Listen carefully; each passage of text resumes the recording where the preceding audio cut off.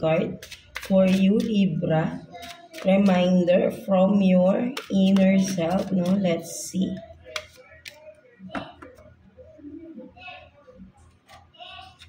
So, you have this, no? Fearless.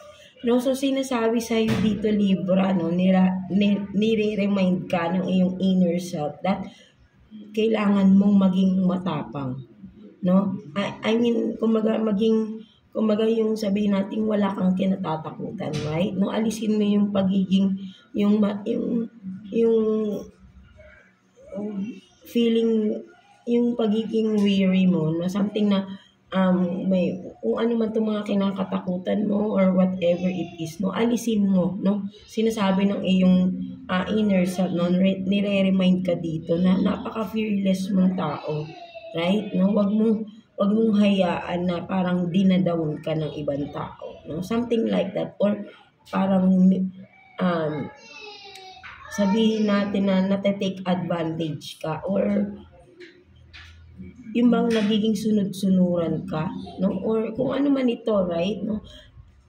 Overall, no, nire-remind ka ng inner self mo that you are this fearless. Wag mong kakalimutan na matapang ka, na wala kang kinatatakutan, right? No, kumbaga i-embody mo ito, right? No, sa mga circumstances of your life, right? No, whatever it is, right? No, always remind yourself that you are this fearless, no? Something like that, no, mga Libra natin, right? No, so let's see, no, ano namang sitwasyon pagdating sa inyong career, no, finances, no, whatever, right? In regards your finances, right? Workplace man yan, job man yan, business. So, let's see. Kuha tayo ng 3 cards for Libra, please. Career situation for Libra. Career situation for Libra, please. Kuha tayo ng 3 cards for Libra. Tingnan natin.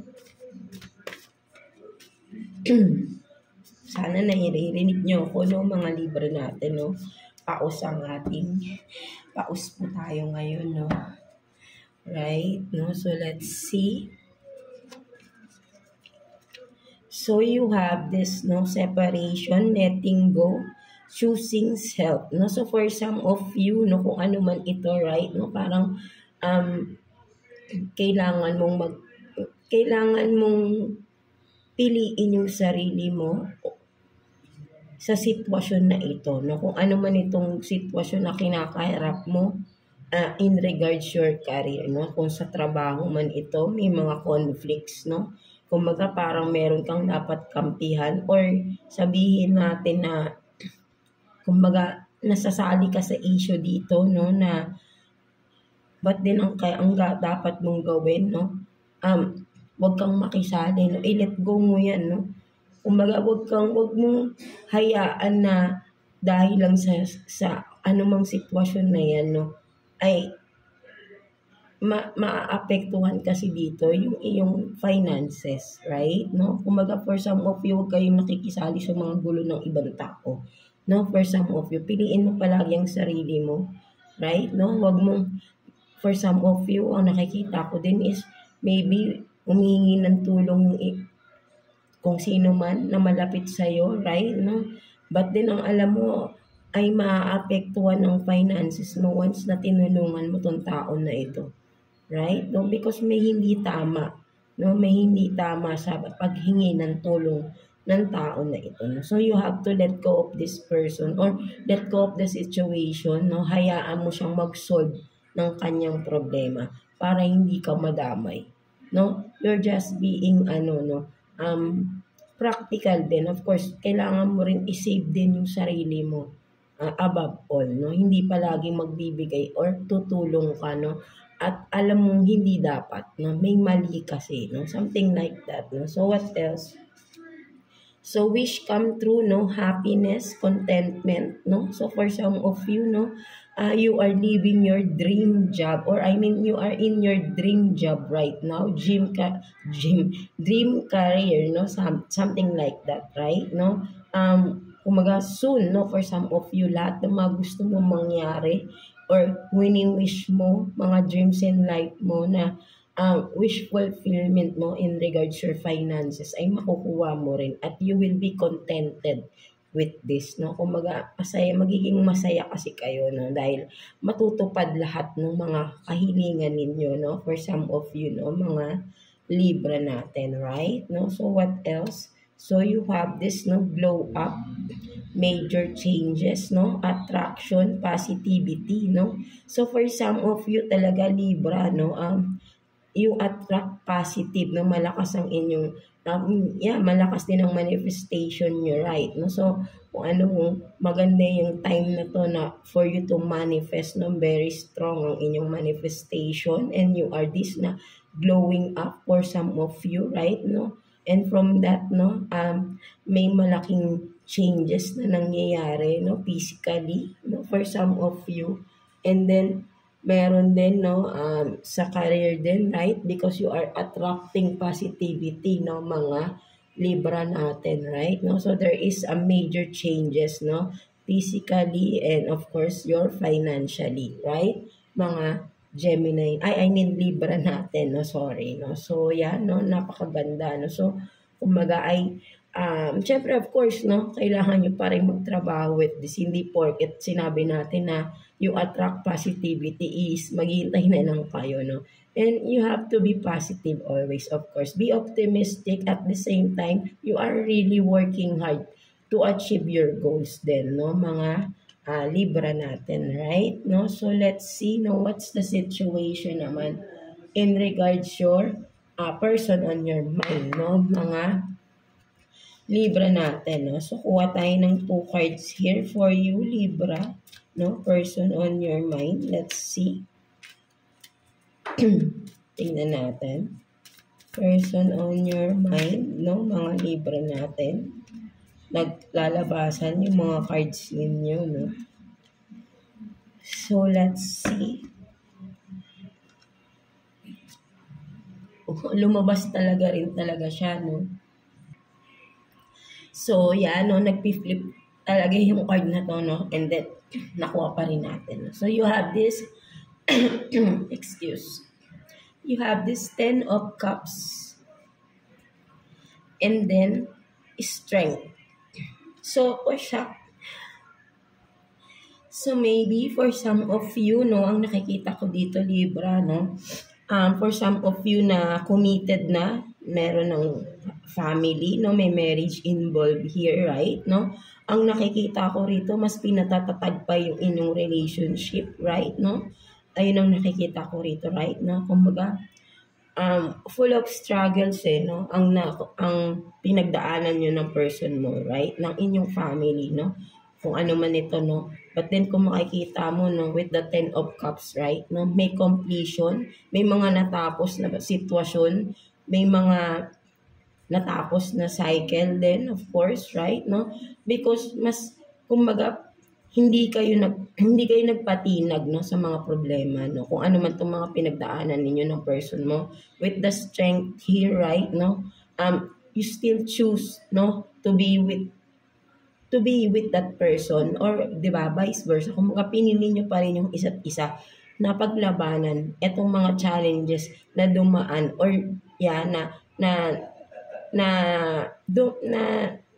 na overcome ninyo, right, together, no? Because hindi kayo nagpadala, no? Something like that, kung ano man itong mga pinagdaanan nyo, no? At the end of the day, nakamit nyo yung 10 of Cups, no? Still, happy marriage, no? Happy family pa rin ang kinalabasan ng mga, kumbaga, happy pa rin kayo, no? Even though may mga obstacles, right, no? Kasi, parehas kayo, nagtutulungan kayo ng person mo, no? Mga Libra natin, no? So, ayun yung nakikita ko. So, napakaganda, right, no? Nagtutulungan kayo. So, i-continue nyo lang yan because napakaganda ng nagiging outcome, right, no? Parehas kayong nagiging positive ng person mo, right, no? And from that, na-attract nyo both yung positivity, no? Mga Libra natin, no? So, kung papansin nyo na overcome nyo yung mga problema, no? Something like that, no? Gumagaan, no? Everyday, no? Something like that, no? Mga Libra natin. So, yan, no, napakaganda, right? No? So, what else? Kuha pa tayo, no? Person on your mind. Ang mga libra natin, no? So, let's see. Excuse. Sitwasyon from the person on your mind, no? Pasensya na talaga kayo. No? Kuha tayo ng 2 cards. Again, here for you, Libra. Person on your mind. Current situation. Let's see.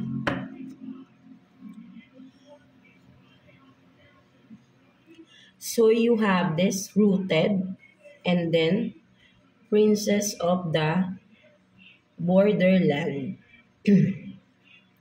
So for some of you, no, whoever it is, no, the person on your mind, mga Libra natin, no, parang ang nakikita ko dito, no, may distansya, may paglayo, no, something like that, right? No, nagkaroon ng boundaries, no, for some of you, parang merong disconnect na nangyari, no, for some of you, right, no, with the rooted here, no, kung baga nakikita ko rito is mas pinipili neto ng person na to, no, whoever it is, no, mas pinipili niya muna yung mapag-isa, no, for some of you. Maybe may mga gusto muna siyang gawin sa sarili niya, no, with this, no, kumbaga parang may mga pinupursu sa kasing mga bagong hobbies niya or mga bagong mga kung ano man ito, no, ang ginagawa ng person na ito, right? No, that's why this person is setting boundaries, no.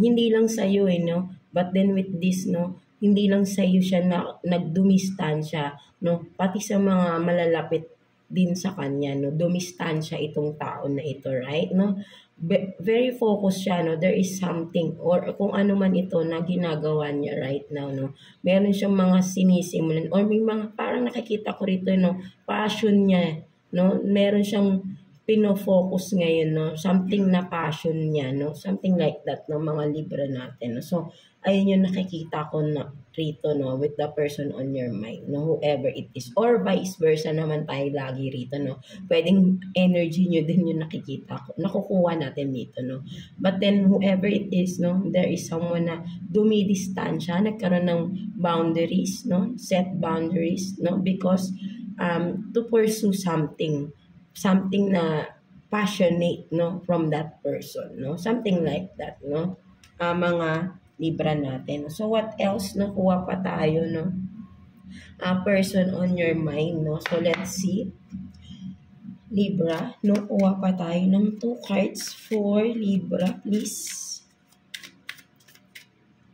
Person on your mind, mga Libra natin. So you have this, no? Charisma. Love flows to you. You radiate, no, charisma and charm, and then sacrifice, no. Love may come with sacrifices. Evaluate what you are willing to give up, no. So for some of you, no, mga Libra natin, no, the person on your mind, no, ang nakikita ko rito, no, with the charisma is this person is really attracted to you, no. Meron talaga siyang attraction na nararamdaman for you, no? And then, hindi niya, I think there is a conflict or confusion with this person. Or, literally, no, may mga kailangan siyang i-sacrifice first, no, to pursue you, no? Something like that, no? So, talagang, kumbaga, parang, this is a risk for this person, no, whoever it is, no, mga Libra natin, right? No, although this person is really attracted to you physically or yeah, no, with this, no, kumbaga love, no, mahal ka rin niya, no, may feelings, no, may mahal ka din ng person na ito, but then may mga kailangang i-sacrifice, no, to pursue this connection, this kung ano man ito, right, no, mga Libra natin, no. So there is really, no, kumbaga kung pipiliin niyo yung isa't isa, no, something like that, may mga kailangang isakripisyo, no. So kailangan nyo maging ready, no, sa magiging resulta because maraming, parang ang nakikita ko rito, maraming maaapektuhan once you pursue this connection, no? Something like that, no? So, whoever it is, no? Mga Libra natin, no? So, ayun yung nakikita ko dito, no? For some of you. So, kailangan nyo mag-isip mabuti, no? Kung ipo-pursue nyo ba ito, no? May mga masasaktan, diba? Something like that, no? So, ayun yung nakikita ko rito, no? So, may kailangan pagdesisyonan din dito, no? For some of you, mga Libra natin, no? So, ayun yung nakikita ko rito, no? Mga Libra. So, kailangan ng wise decision and kailangan talaga rito ng pag-uusap din for the both of you, no? Mga Libra natin, right? No? Huwag padalos-dalos ng mga decision, right? No? So, let's see. What's the message advice for you, no? Ni universe, no? Mga Libra natin. So, let's see. Kuha tayo ng one card for you, Libra. Message advice from the universe, right? So, you have this, no? Perseverance. No? So, sinasabi sa iyo ni universe, you have to have this perseverance sa iyong sarili, right? Kailangan mong maging matatag, mas maging matatag pa because there is still obstacles, no? Coming in, no? For some of you. So, kailangan mong palakasin pa yung iyong loob, no? Kung ano man ito, right? No?